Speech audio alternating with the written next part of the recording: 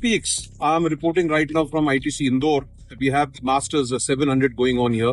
I have with me Dr. Paul Varghese from Kerala, who is a cardiologist, a leading cardiologist, and who's also playing. A few questions regarding a lot of cardiac problems for youngsters. You would be reading a lot right now that there have been so many deaths and casualties while doing gym or while running. Doc, first of all, hearty welcome. Thank you. Doc Saab is playing also, and he had a lovely match. Doc, just a few comments about these sudden casualties or deaths which are taking place with players either in the gym or while playing. What do you say about it?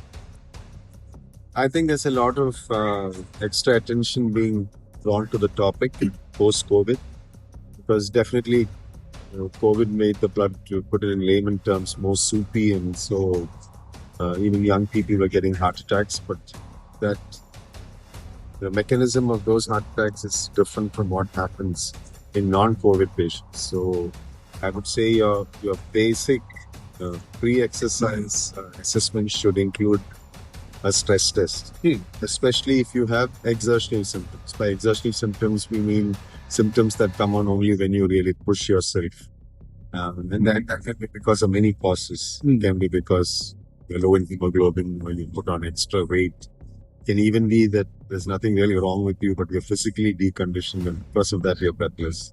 And then you have actual pathological causes for breathing difficulty when you exercise, like blood issues, the heart issue. Yeah.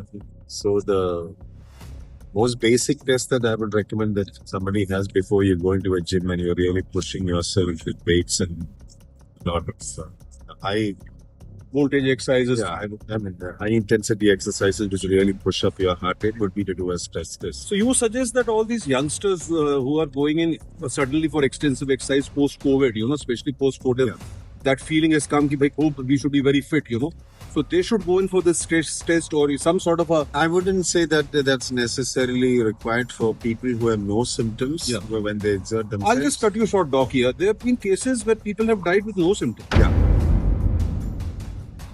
Now, biggest example, for example, I'll quote is Raju Srivastava, the comedian, right? He just died about 2 years back, post-COVID. There's so many cases. We have a few actors. I have a few friends of mine as fit as ever. Youngsters, junior to me in college, 40, 45 years of old. Gym guys, they went to the gym and they just collapsed. With no history at all. So this happened post-COVID.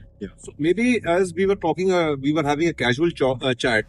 Kya aisa hai? Is it possible that the blood is thickened after during the COVID attack? Yeah, especially during the COVID days, definitely the blood is more soupy, because when you did angiograms, you would see a lot of clots within the blood vessels, which are very different from what we refer to as narrowings because of cholesterol. The appearance is quite different. So that's what I meant by saying the mechanism of the COVID-related deaths are very different from the deaths occurring in fairly young people, not very young people, fairly young people when they push themselves in the setting of a gym. So, just for your understanding, the heart is not like the engine of a car. So, if you're just idling, you don't need a lot of petrol. Okay.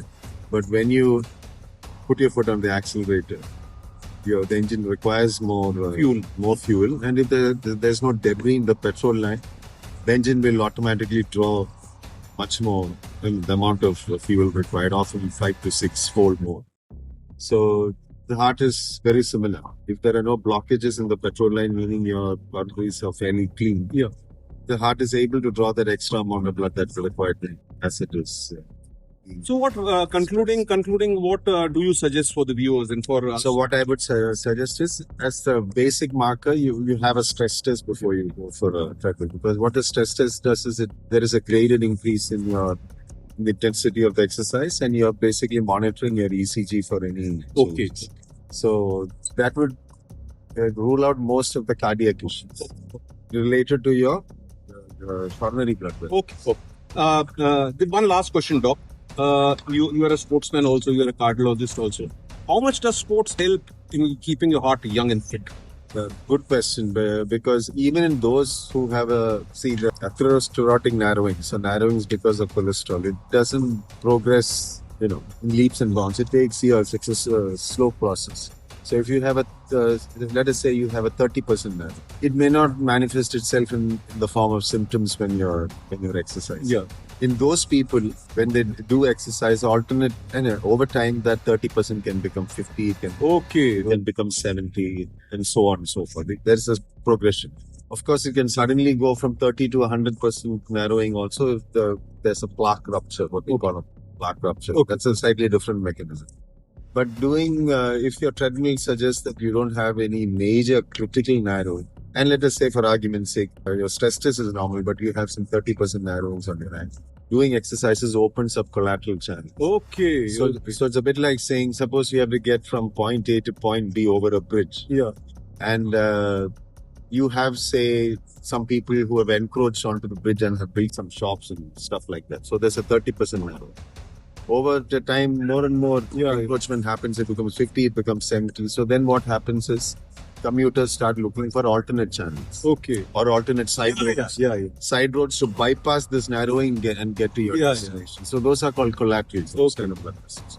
So exercise builds collaterals. So that way it helps. So that is it, ladies and gentlemen. Short interview. Doc is ready. You can see he's on his half pants. They're ready for his game. I just fought him.